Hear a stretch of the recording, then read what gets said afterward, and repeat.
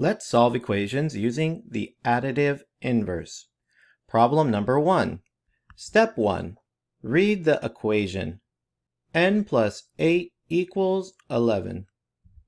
Step 2. Determine the inverse operation and apply it to both sides. So to solve this equation means we want to have this n all alone on this side of the equation. Plus 8 is the reason n is not alone. So the inverse operation to remove plus 8 is to subtract 8. And remember, we can apply any operation as long as we apply it to both sides. So as we subtract 8 from this left-hand side of the equation, we must also subtract 8 from the right side of the equation to keep it balanced.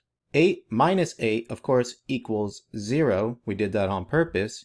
So on the left-hand side, we have n plus 0, and that equals 11 minus 8, which equals 3. So now, n plus 0, that's just to show that the 8 went away.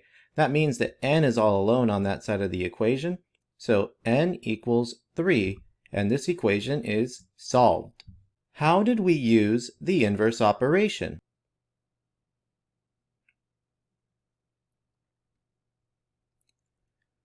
We used the inverse operation, subtract 8, to remove this number term so that the variable would be all alone on one side and our equation is solved.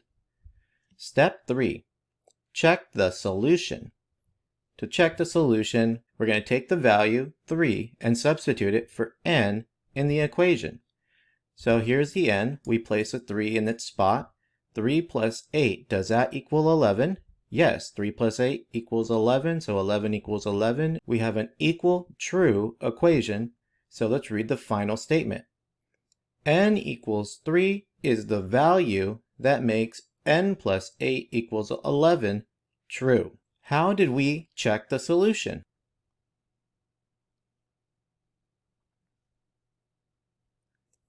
To check the solution, we took the original equation, we substituted the value that we found when we solved the equation, and checked to see if the equation was true.